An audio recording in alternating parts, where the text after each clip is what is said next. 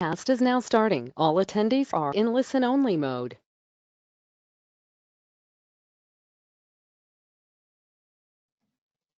Good afternoon, everybody, and welcome to another episode of Lunch with Haley. I'm Todd Lewandowski, Director of Content Marketing here at Haley Marketing, and along with me is Brad Bialy, who is one of our social media managers here at Haley Marketing Group. Before we get started, we're going to do something a little bit different today. We've got a couple questions for everybody. This particular episode of Lunch with Haley is going to be talking about some of the lessons that we learned from our Secrets of Staffing Success podcast. So our first couple questions here relate to podcasts in general. And you can use the question box to answer any of these questions. So we'd like your input on first, who would you like to hear on an upcoming episode of Secrets of Staffing Success? We're very interested to know, who you think is a thought leader in this industry and who you would like to hear share their wisdom on a future episode. So you can use the questions box on the GoToWebinar screen and answer that question for us. And some past guests that we've had, Scott Wintrip. I know we've had Kelly Merbler from the Florida Staffing Association. We've had, probably about 25 to 40, actually. 25 is a low number. Yeah. We're pushing 40, I think. So if you could answer that question.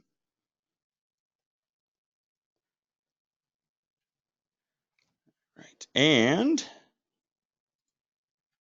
so you can just keep putting those through. And Brad? Another question that we'd like to know is, what topic would you like to see us cover on an upcoming episode of the Secrets of Staffing Success? So within the interview portion of the show, Todd has a great opportunity to interview these industry thought leaders. And what topic is really challenging you right now that you'd love to see us run by an industry expert so that you could get their insight and their information on a key topic? So again, using that questions window, we'd love to know what topic you'd love to see covered on an upcoming episode of The Secrets of Staffing Success.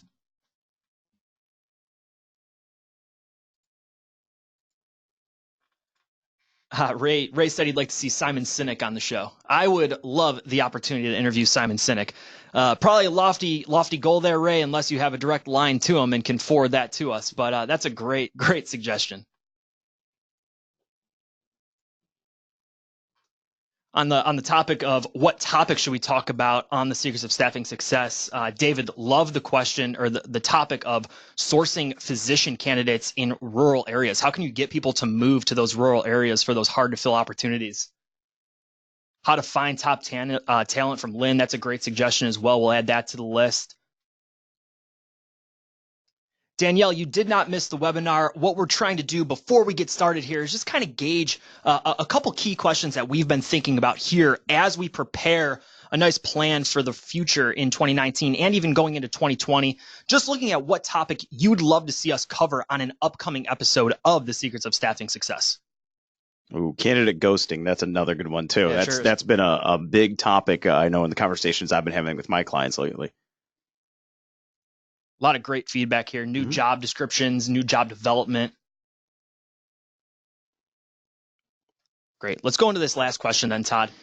Is there someone in your office that should be featured on an upcoming episode of The Secrets of Staffing Success? If you think about who you consider to be an industry expert or even just somebody that you work with on a day-to-day basis, we would love to know who you think we should have featured on The Secrets of Staffing Success. And as Todd and I were talking about a little while ago, we've had a great run of guests on the show so far, but we're always looking for those next opportunities in who we should feature. And we really wanted to give you the opportunity here to showcase and let us know who we should feature on an upcoming episode.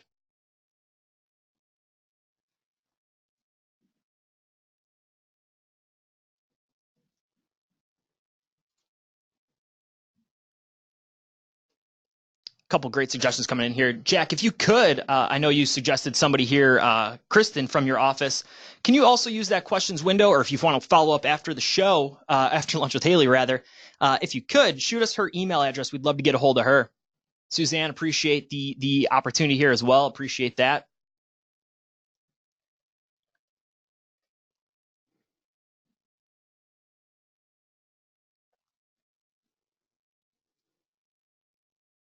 All right, so you guys can continue answering these questions in the question box, and we're going to take just a quick minute or two here just to let everybody join in the webinar, any people that are popping in late, and we'll get started in just about 2 minutes.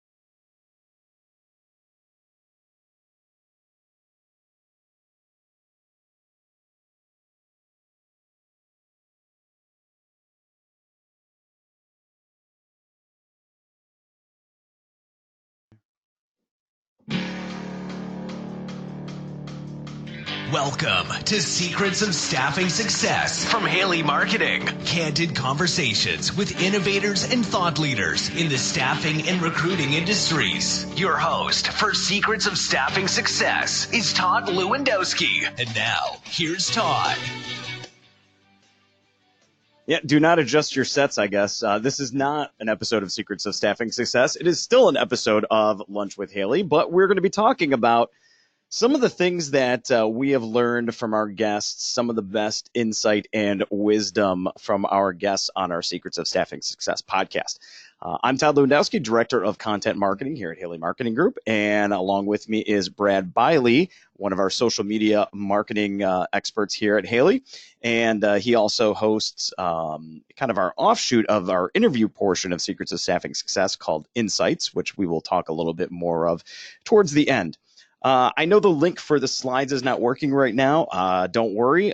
There are not many slides here, but we will have them available on lunchwithhaley.com along with the recording of this episode just in a couple days. So hang tight there, and we'll get that stuff out to you. All right. So let's start off with what is Secrets of Staffing Success? So each episode, we interview some of the biggest thought leaders, staffing owners, vendors to the industry to get their unique perspective and their insight and experience of being in the staffing industry, their tricks, their tips that really help people deliver world-class staffing. And so we've had, everybody from, a brand new staffing owner, somebody that was really still in the startup mode, to people that have been in the staffing industry for 30 plus years. And we picked out 7 of the interviews that we have done over the years. And we're going to talk about those today. But first, just a little bit of housekeeping before we get to the interviews. So where can you listen to Secrets of Staffing Success? Secrets of Staffing Success is a podcast from Haley Marketing Group, which lets you the opportunity to listen really on your preferred podcast player, whether that's Google Play, Podbean, iTunes, Spotify, Stitcher.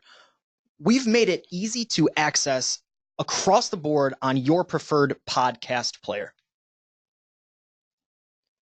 If you want to subscribe to the Secrets of Staffing Success, we wanted to show you really quickly just the 3-step process on how to subscribe on an iPhone device. So what you'll do is you'll open up that podcast app. From there, you're going to find the search bar right at the top of your screen. You're going to type in Secrets of Staffing Success. Once you see that search result come back, you'll see our giant orange logo that says Secrets of Staffing Success with the Haley Marketing logo on it. You'll click on that album art, and at the very top of your screen, then there'll be a giant blue button that says subscribe. By subscribing to the Secrets of Staffing Success, every week as a new interview comes out or as a new episode of Insights comes out, you'll automatically have that on your mobile device, on your iPhone, on your iPad, so that you can listen every single Wednesday as we drop a new episode. If you have another device, if you're using an Android or another form, really, again, what we want you to do is go back to your preferred podcast player, make sure that's installed on that device, and you can subscribe how you can on that application. And of course, all of the episodes are always up on HaleyMarketing.com. If you go to our main page and hover over freebies, you'll see Secrets of Staffing Success podcast. Just click there, and that will have all of the episodes of both the interviews as well as insights in there. So you can always listen to those. If you don't have a podcast app on your phone or your device, you can just go right to the particular episode and there's a player in there, and you can hit the play button. What's great about going to HaleyMarketing.com as to listen to the episode is that we have the show notes right on that page as well. So Todd lists all of the questions that he's run through. We talk about what segments are included in Insights, and it's in a really easy to digest format. All right, so like I said, what we want to do on today's episode is we picked out 7 of our biggest takeaways from our guests over the past, almost 2 years now of doing interviews. We're going to play the actual clip from the show and then give a little bit more of our feedback and kind of expand on our guests' answers. So the very first segment that we wanted to play was from one of our most popular guests, Scott Wintrip, who is a consultant to the staffing industry. And he's been on twice now. He's one of our 2-time guests and always one of our most popular guests that we have on. So when I interviewed Scott at the beginning of this year, I asked him, what will be the headline for 2019 for the staffing industry? So let me get my hat. I'm for those who are old enough, I think it's Karnak. Karnak. Yep. And I've got a very similar hat. So now that the hat's on, as I look to the end of December, I see big, bold fonts and 2 words. And they're not surprising words given where we are. Those words are talent wins. Now, the story below, Todd, I think it has 3 parts to it. So part 1 is that firms that have the talent that clients need when they need it win. This has been a persistent pattern. I've often noticed that trends come and go, but patterns persist. And a pattern year over year for decades through the past 3 recessions has been a pattern about talent. Firms with the talent that customers need when they need it, the kind of quality, the kind of people, have always done well regardless of the economy. And so you look at those last 3 recessions, and there are firms that either stayed the same or they actually grew because they had enough quality talent. And yeah, there was more talent than there were jobs, but we're talking quality talent. So the first part of this story is about talent, having the talent customers need. The second of the 3 parts is that firms that have quality internal talent instead of open seats win bigger. And this is the one, Todd, that's always baffled me is, staffing and recruitment firms often are worse at filling their own jobs. Yep. Staffing and recruitment firms have some of the longest time to fill. If staffing and recruitment firms just did for themselves what they do for their customers, it should be an industry standard that there's a 0 time to fill in staffing firms. And there are firms who are doing this. And because of this, those seats stay filled and they have the economic engine of those seats generating revenue. So those firms win bigger. So that's part 2. Part 3 is that firms that develop their talent inside and out win biggest. So yes, we want to develop sales and recruiting talent. We want to develop our leaders, but we also need to upskill and reskill talent to have enough to send to our customers. firms are becoming quite innovative in developing their temp and consulting talent. Firms are going as far as helping their customers develop talent. So look at the impacts there. It's no surprise that those firms win biggest. So headline, talent wins. And like I said, 3 parts. You got to have what customers need when they need it. You've got to have your seats filled. And you've got to develop your talent inside and out. And if you do that, you're going to be living that headline. So I totally agree with Scott there on talent is going to win in this marketplace.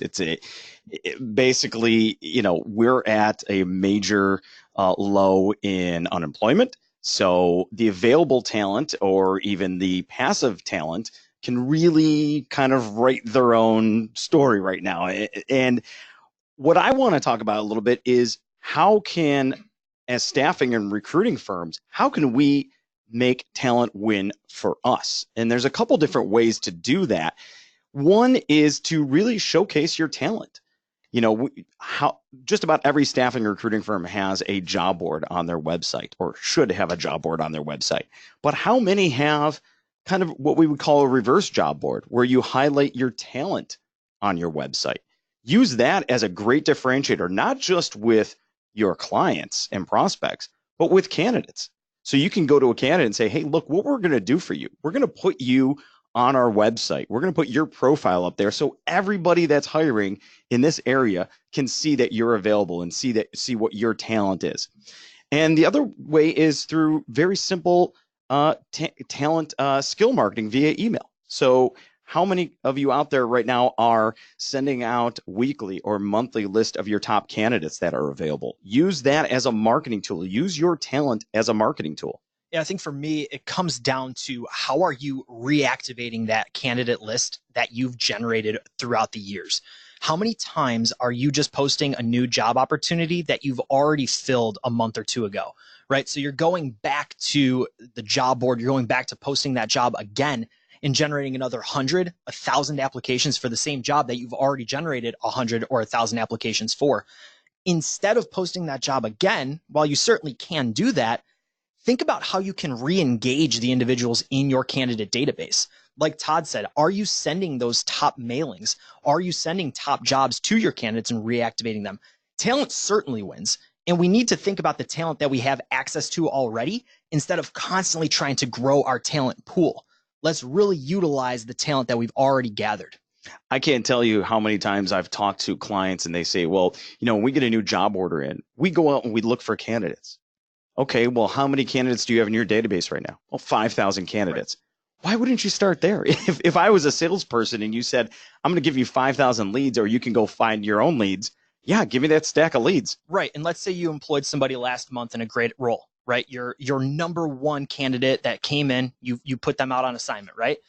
What happened to that second, third place individual? Why go back and try to source more talent when you could just go back to those individuals that you've already screened, you've already understood that they're qualified for the opportunity? Let's go right back to that list. Yep, absolutely. All right, our next clip is from Kelly McCreet, who's the CEO of Hamilton Riker. And he definitely had, when I look for guests on the show, I like to find people who are doing something unique and something who are doing things that really stand out in this industry. And far and away, Hamilton Riker has one of those. They have a virtual reality training device for their forklift drivers. And as Kelly's going to explain in this clip, it has really made an impact on the talent that they put out in the marketplace. So we partnered with an offshoot company out of Tennessee, from Tennessee Tech University. And Tennessee Tech in Cookeville, Tennessee is an engineering, primarily great engineering program. And some of the guys up there developed some virtual reality testing and training for Nissan. And we started talking to them about doing something with forklift drivers. And that was a big skill set that we place. And so we worked with them and we purchased, the virtual forklift, and we put it down in Tupelo, Mississippi, and started testing and training all of our candidates there for this particular client.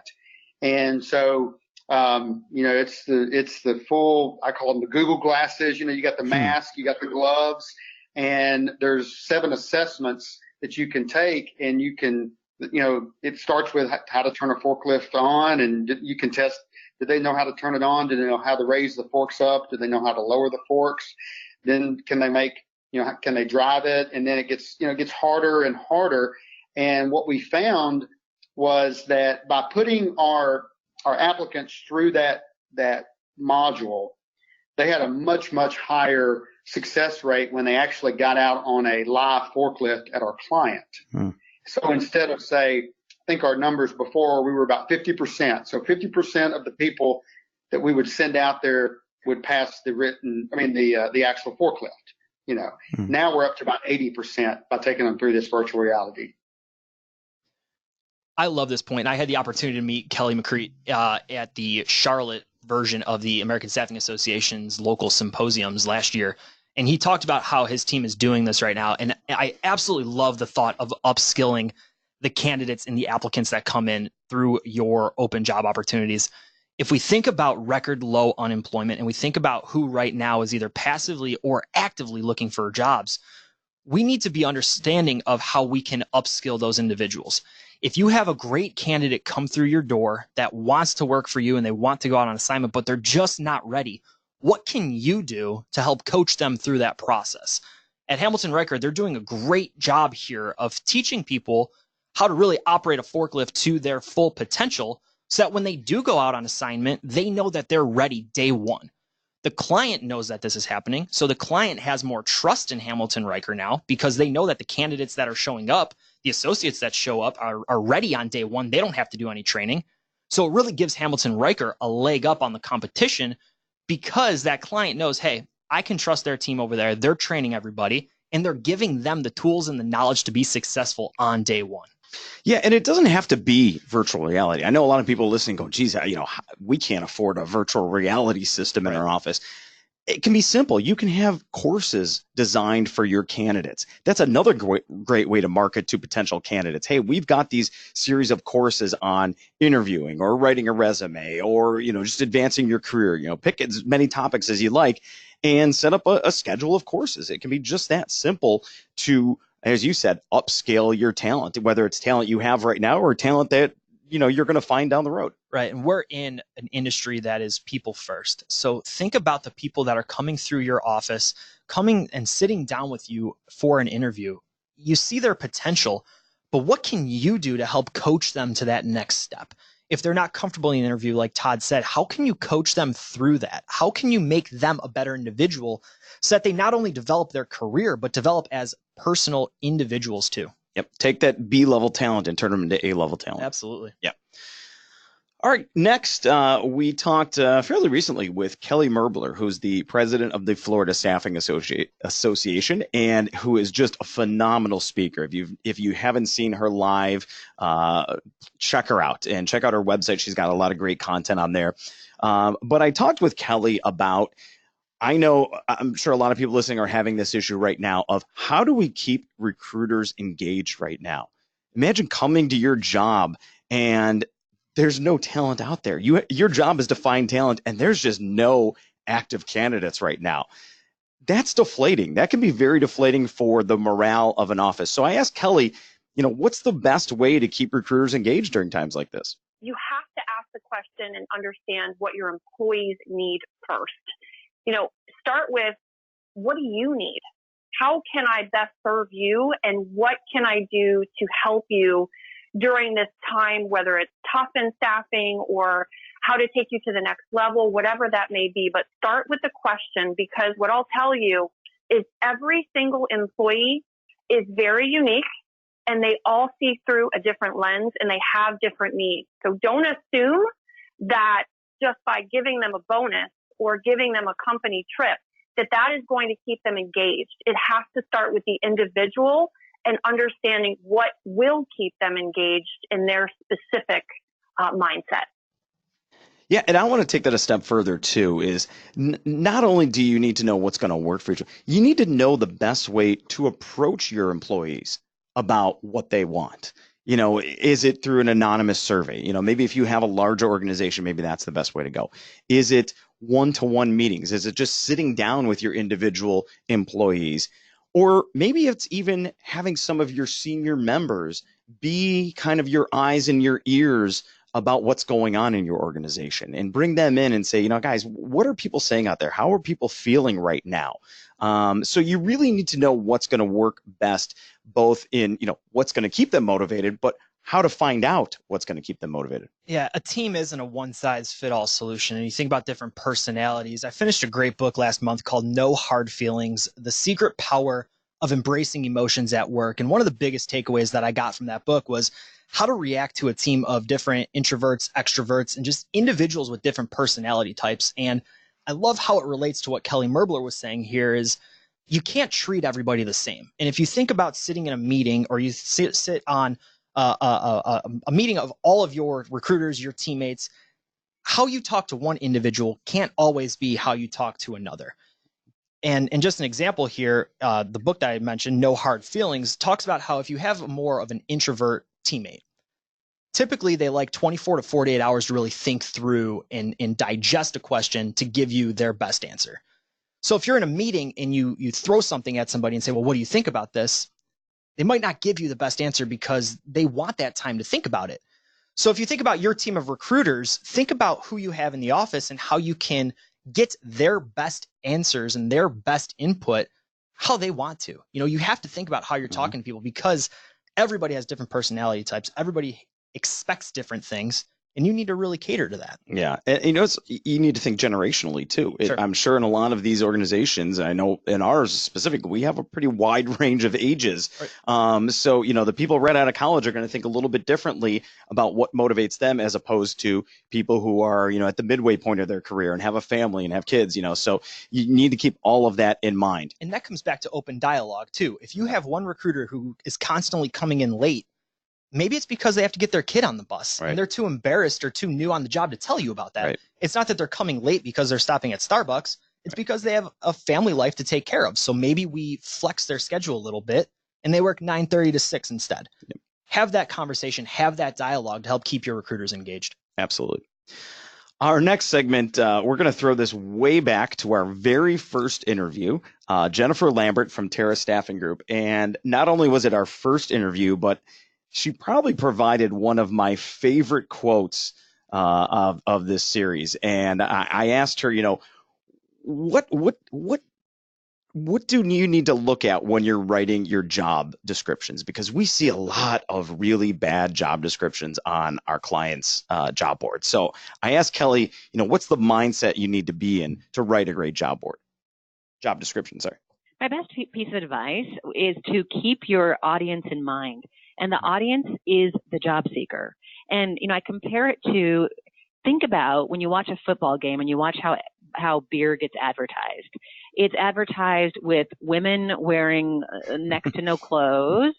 And, the guy's a stud and he's throwing around a football and he's very popular because he's drinking this beer. There's some sort of a wow factor, some sort of a promise of you drink this product and life is better. The women flock to you and you're more athletic and you're more good looking by drinking this beer.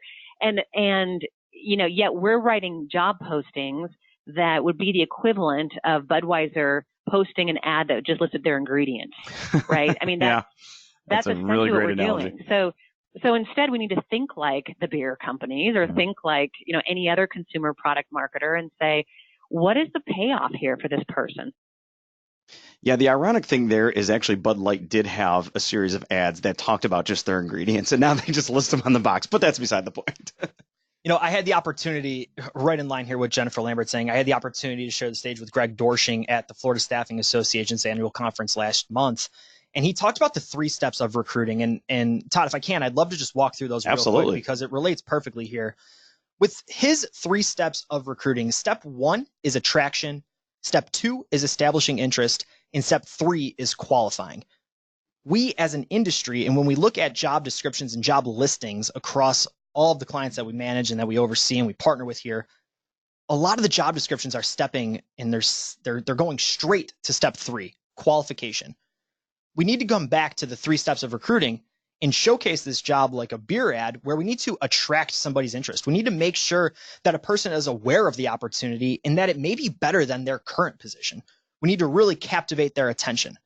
From there, we want to establish their interest, and it typically takes 12 to 72 hours for a person to consciously decide if this is an opportunity that they want to pursue. So we want to attract them. We want to really captivate their interest. And then we want to qualify. And we want to establish that an applicant accurately matches the control points necessary to become a candidate. We don't want to just try to pre-qualify somebody through the job description, through that job listing. We want to attract them first. We want to drive them to want to apply. What makes you great? What makes your organization unique? And why should they want to work for you? Yeah, but I also don't want to count out including the basics. Sure. You need to have location, full-time versus part-time, and salary. Why would I want to apply for a job that doesn't have the salary listed? Sure. Or at least saying, hey, it's commensurate with, experience, something like that. But I look at a lot of our clients' job boards and I see just bullet points, very basic stuff. And even jobs that don't have the salary listed, at the very least, you should have the salary listed. So I know, is this entry level? Is this, mid-career? Is this a leadership position? So yes, you definitely should be in that mindset of selling the job to candidates, but also just make sure that you always have those basics included. We as humans are more intrigued by details instead of generalities. And continuing on with what Greg Dorshing said, if you have ever spoken to a candidate on a Friday and told them to come back on Monday morning and they didn't show up, you got the whole no call, no show. It's because they went home and they talked to somebody that they trust about that job. And if they told somebody, and a little role play here, they asked their wife, they told them they're excited about this job opportunity. And she said, well, how much are you going to make? Oh, I don't know. It wasn't on the description. Well, what are you going to do? I don't know. It kind of said I'm going to move some packaging from point A to point B. Well, where? I don't know. Somewhere in the city. Is it safe? I don't know. It kind of. Think about the fact that you're not only selling the job to that candidate, but you're selling it to their friends and family. They want to feel good about where they're working, right? And they want to be passionate about where they're working. If they can't sell the job to the people that they trust, there's no shot they're showing up. Yeah, even something as simple as saying, we're in the summer months now. If it's a warehouse job, it's a climate controlled warehouse. I'm going to go for that job more than a job that doesn't have air conditioning in a warehouse right now.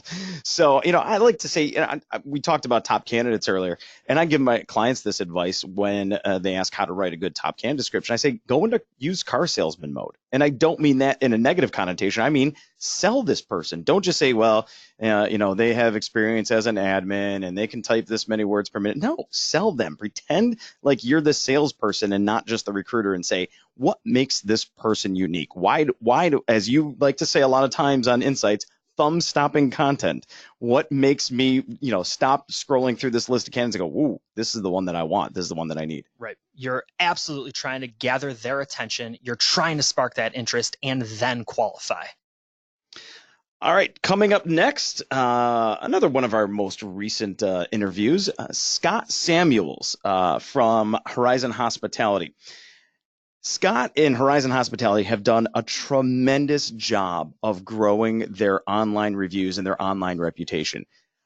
Just a couple of years ago, they had just a few bad reviews on their website and on their social media pages. So I asked Scott, how did you guys grow this massive database of reviews?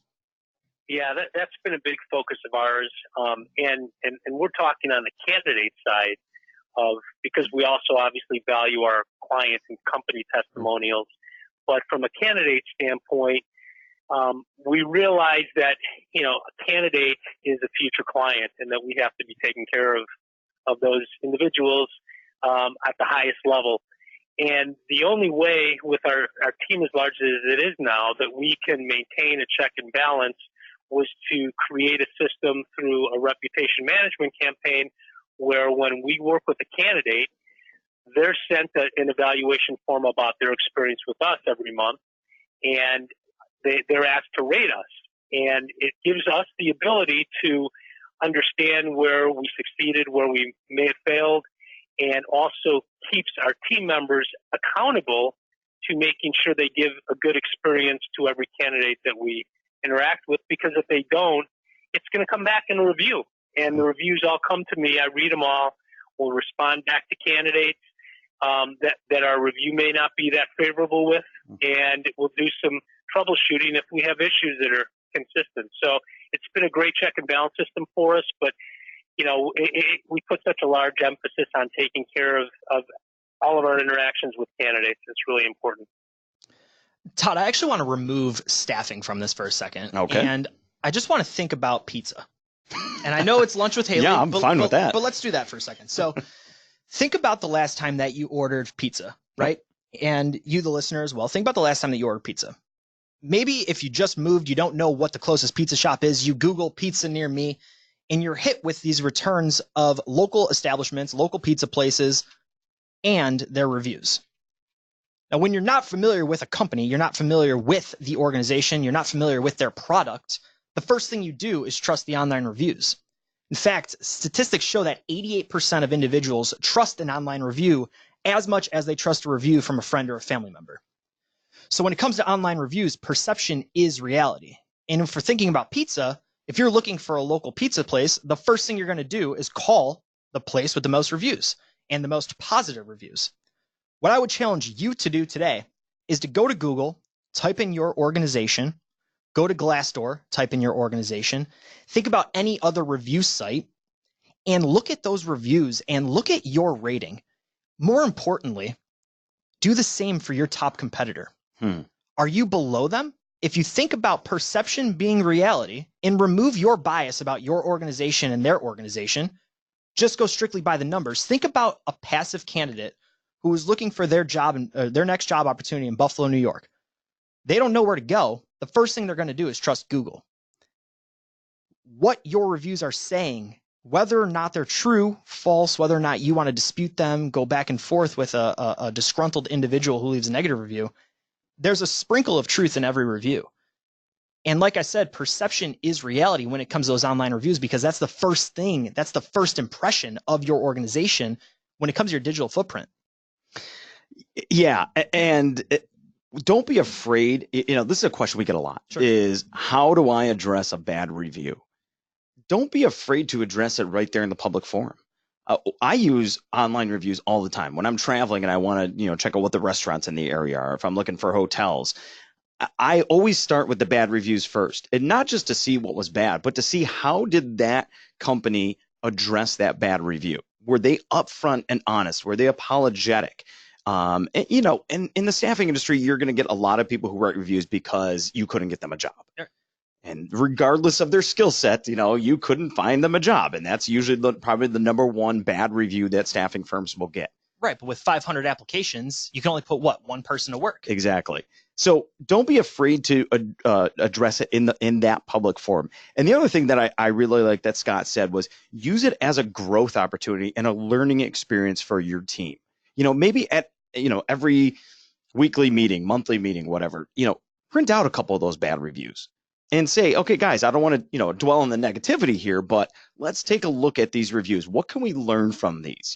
Was this person, is what they were saying really true? Do we have a bad application process or something like that? And I don't want to get too far into a tangent here, but I love what you said about going through the reviews yourself and looking at your own reviews and also looking at your competitors' reviews.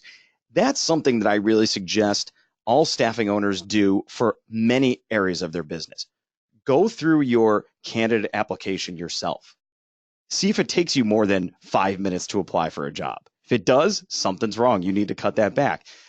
Scroll through your social media pages and say, as an outsider, is this interesting to me? Is this the stuff that would be of interest to our candidates and to our clients and to our prospects? So I don't want to get too far off the question there, but I just think going through your own processes and taking a look at your own reviews is a really, really valuable thing to do. If you go through your application process and you work at the organization and you get frustrated by it, imagine what a candidate feels like as they're applying at 9:30 at night because they just worked a 9-hour shift with lunch. They came home, their family is finally asleep. They can apply to this next opportunity, and now they're frustrated. They're going to go somewhere else. Todd, you talked about managing negative reviews, and I want to talk about Jay Baer's book called Hug Your Haters. So Jay Baer is the founder of Convince and Convert. He has an incredible book called Hug Your Haters, which is all about managing the negative trolls, as he calls them online. If you see an online review, he brings it down to a 2-step process. So somebody leaves you negative feedback on, let's say, Google. The The first thing you do is acknowledge it. We never want to delete it. We want to acknowledge it. Brad, I'm sorry you had a negative experience with our organization. We strive to put forth world-class service, and it seems like we fell short. I'd love for you to either call me directly at the office or shoot me an email and list your phone number and your email address. The last thing that we want to do is get into a shouting match on a public forum. So we do want to spark an initial further conversation, but we want that offline. I'm sorry you had a negative experience. We strive for world-class service. Please either call me at the office or shoot me an email. I would love to chat. Let's say they come back with a reply. I don't want to talk to you. Your receptionist is terrible. This, and this. They reply again. We are, again, a second time going to respond in the exact same way. Brad, I understand you had a negative experience with our company. We strive to put forth world-class service, and I understand we fell short. I would love to personally chat with you about this. Please call us or shoot me an email directly so that we can set up a time to talk about this further. If they come back a third time, at that point, we're going to leave it alone and let it go. It takes a long time to build a reputation.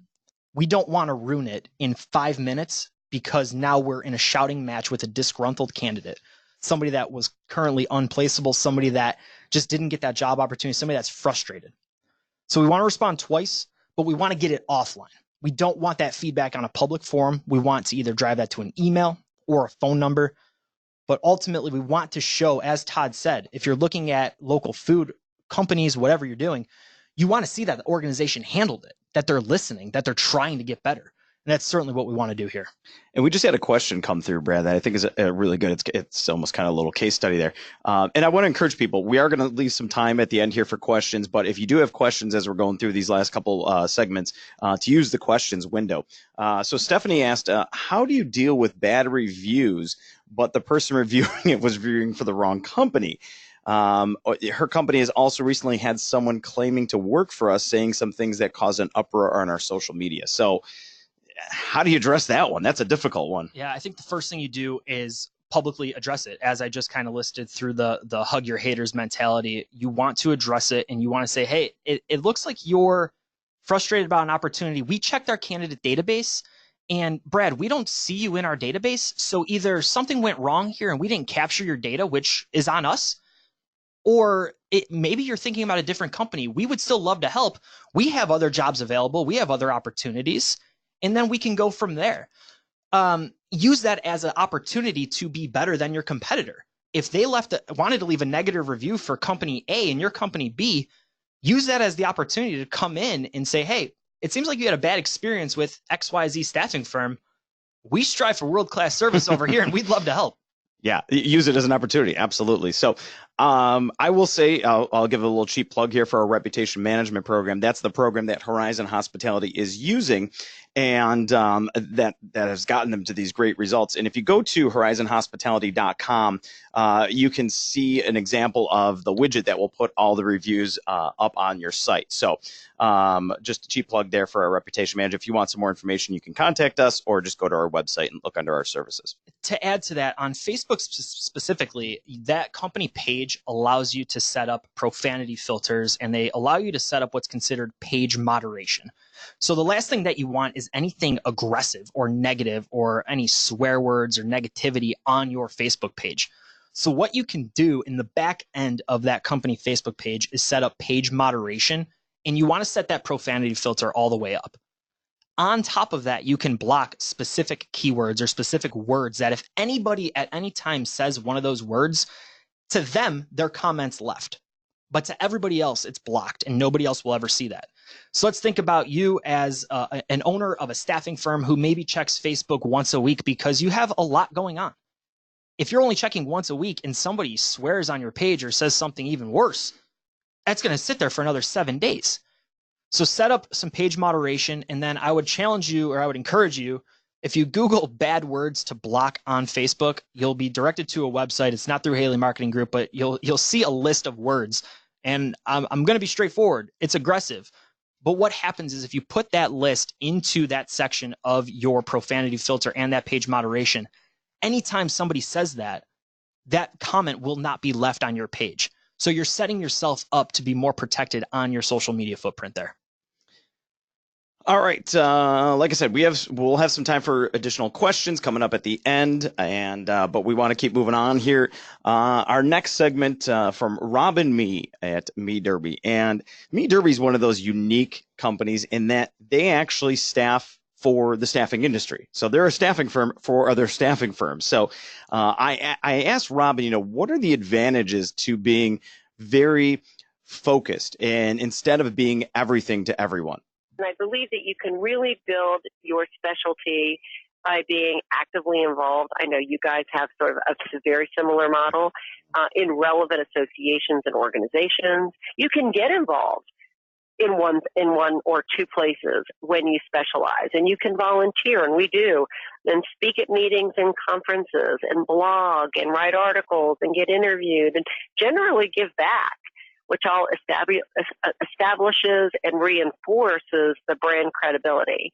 There's so many creative ways to specialize. It just seemed like the right strategy.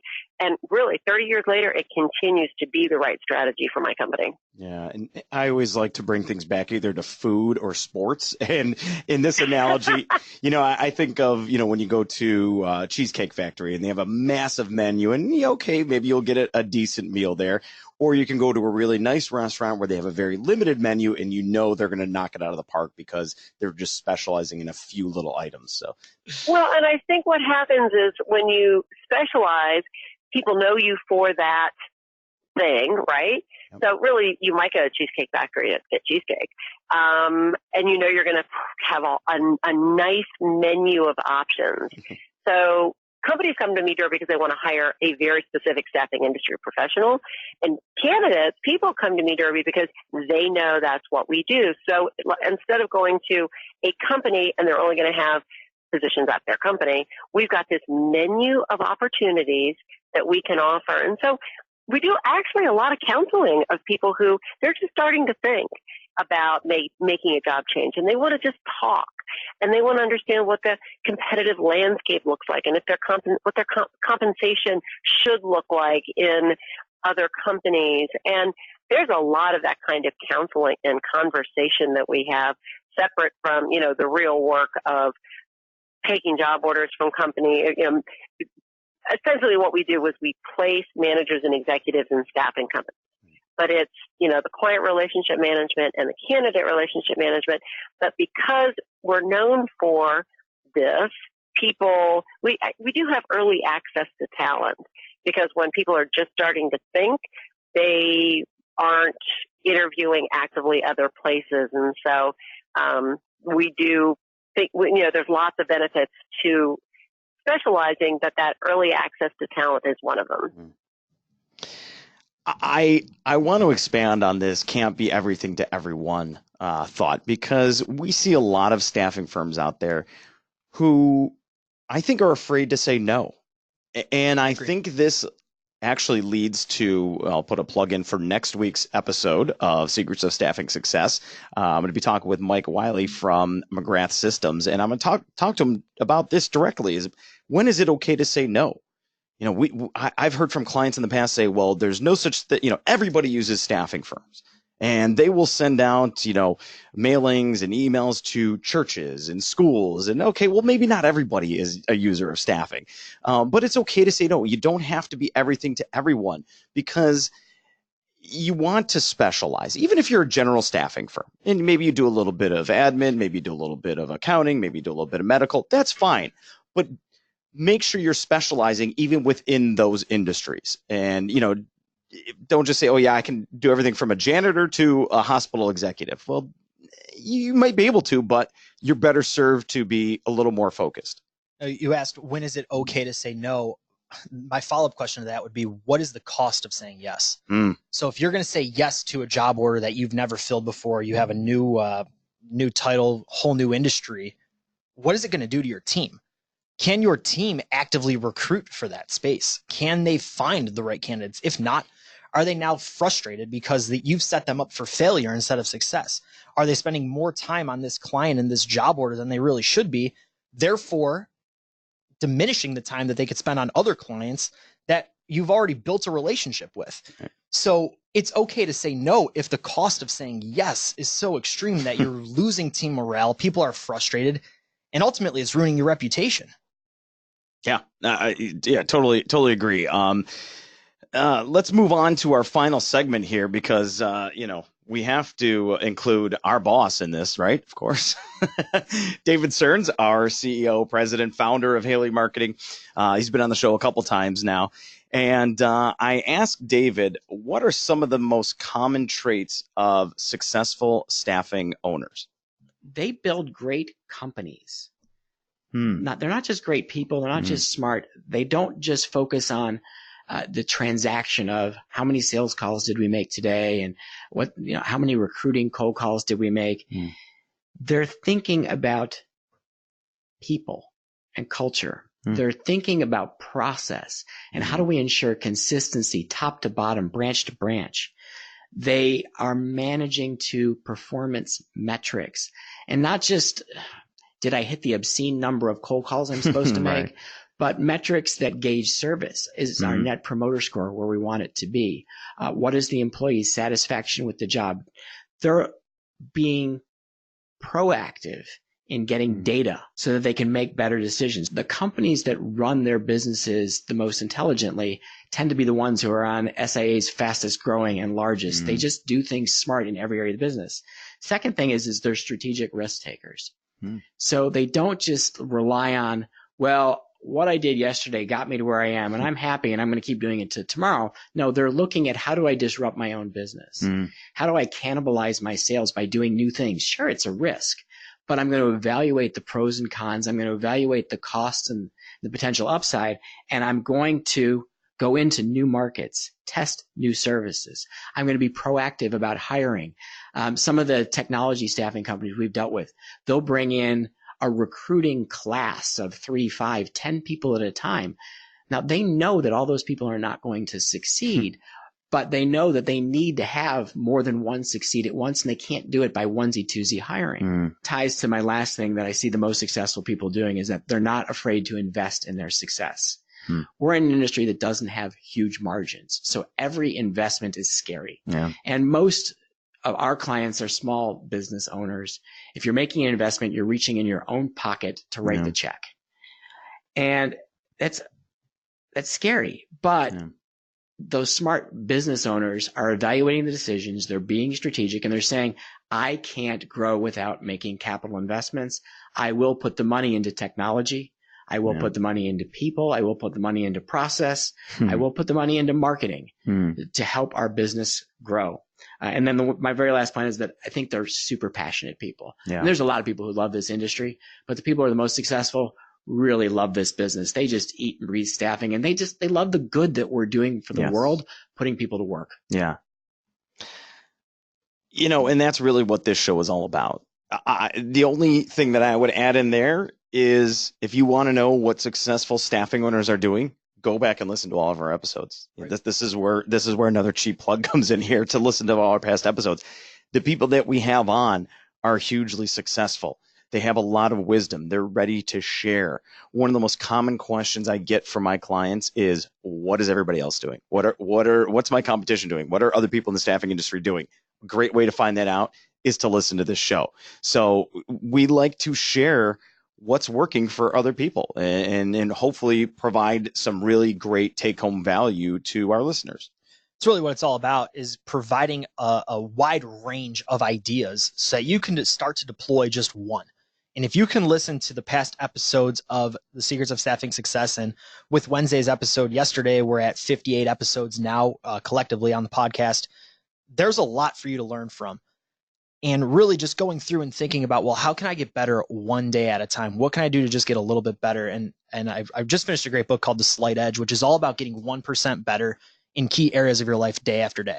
And if you could just roll 1% every single day, what can you do? And I truly believe, Todd, the people that you interview, they're sharing their 1% and they're sharing their key takeaways. And the best thing that you can do if you want to get better in this industry and continue to develop, regardless of how long you've been in it, is just to continue to learn. Yeah, and just other ways to use the podcast too, not just for yourself, but How about for new team members? When you hire new team members, maybe they're coming from outside the staffing industry. I had somebody the other day email me and said they're going through all of our episodes the second time around because he's brand new to the staffing industry. And he said this has been one of the most valuable learning tools that he's had at his disposal to learn about this industry. Just even hearing the verbiage. If you have a new recruiter who you're training them on your process, but they don't necessarily know what words to use, right? Like the semantics of staffing and recruiting, just hearing some of these thought leaders and how they talk will help. That brings us to the second part of Secrets of Staffing Success. And we're not going to go through this portion of the show, but on the off weeks when Todd isn't interviewing industry thought leaders and industry experts and staffing owners, Matt Lozar and myself host a show at Haley Marketing Group called Insights. It's still under the Secrets of Staffing Success umbrella. So if you've subscribed to the Secrets of Staffing Success, you'll get that directly on your preferred podcast player. But this is a podcast built to help you with your content marketing, social recruiting, employer branding, and digital marketing.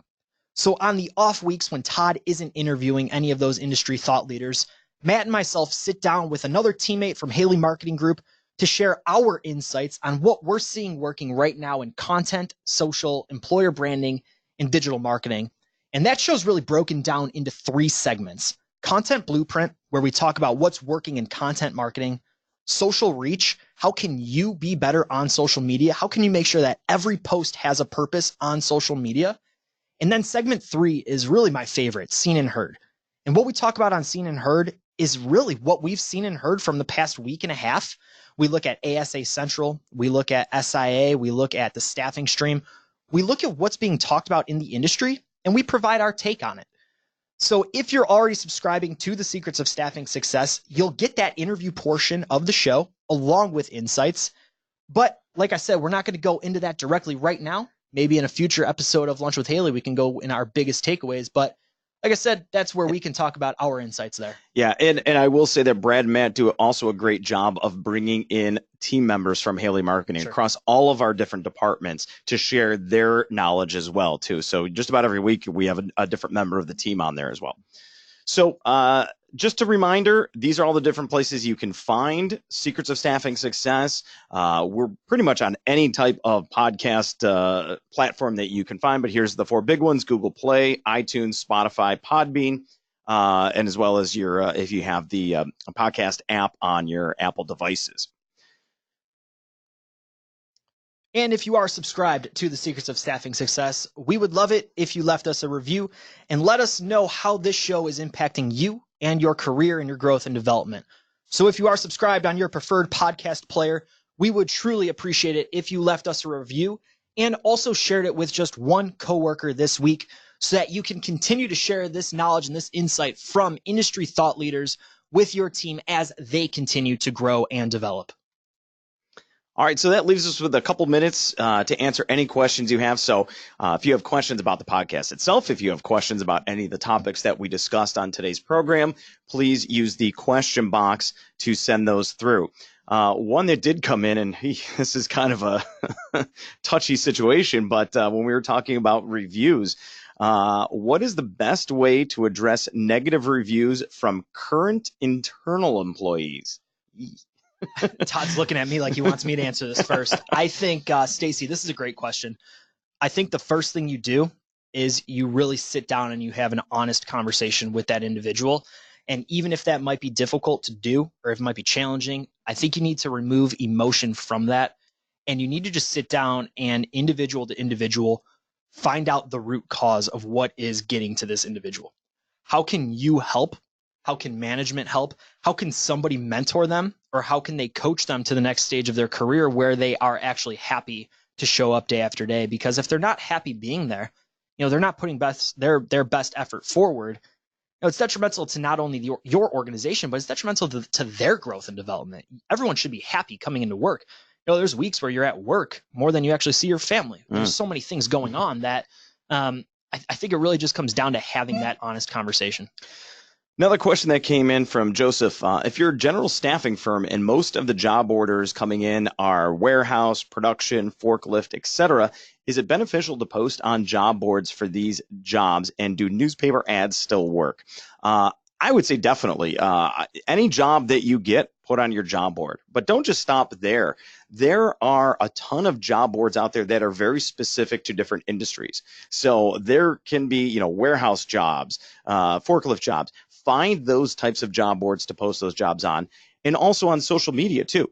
There may be LinkedIn groups, Facebook groups that are specific to those industries and specific to your marketplace. So if you're in Chicago, there may be, you know, a Facebook group for forklift jobs in Chicago. Post into those as well, but always make sure that you're linking back to your job board so that you can start to drive traffic there from the social media pages as well. I love the last part of that question. Do newspaper ads still work? I actually last week picked up the Buffalo Job Finder just because I wanted to see what was in it, right? So I was leaving Tops and I saw it sitting there, and I like to look at it to see what kind of content's in there, to see what people are talking about and really how people are showcasing jobs. First off, it's pretty poor. They're not selling the job. A little thin. Yeah, they're not selling the way, they're not attracting anybody, right? It's just the details of the job. Right. So Joseph, to your point, I do think newspaper ads still work, and I think there's a great opportunity to differentiate yourself. Buy an ad spot and do something different. Be unique. Don't just list the ingredients of the beer can. Right. Sell the beer, right? Sell it. And do that in a unique way that really lets you stand out from the noise. Yeah, it's kind of the same thing we go through with direct mail. You know, about every 5 years, that direct mail cycle comes back where everybody's doing direct mail. So everybody's getting mail and it's all getting lost in the shuffle. And then all of a sudden everybody stops doing it. That's the perfect time to do it. When all your competitors aren't doing something, do it because you're going to stand out. Right. Exactly.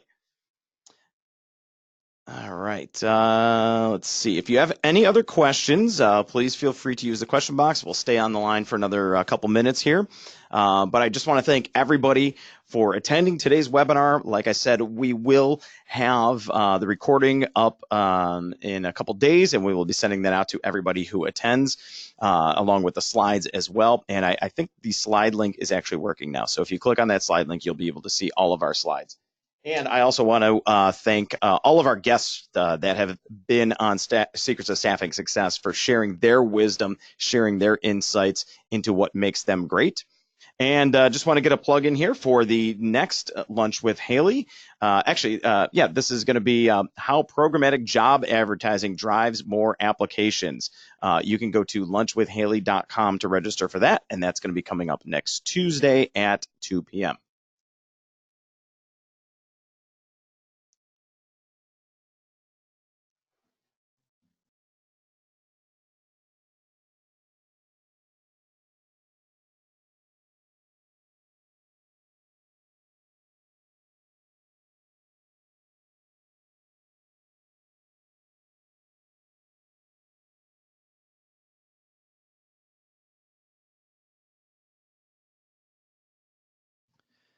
Doesn't look like any more questions are coming in. So just to repeat one more time here, if you want to subscribe to the Secrets of Staffing Success podcast, you can do so on your preferred podcast player just by searching for Secrets of Staffing Success and by clicking subscribe. And every episode is listed and accessible on haleymarketing.com. So you can also check those out directly by going again to haleymarketing.com. And once again, thank you everybody for taking part in this month's Lunch with Haley.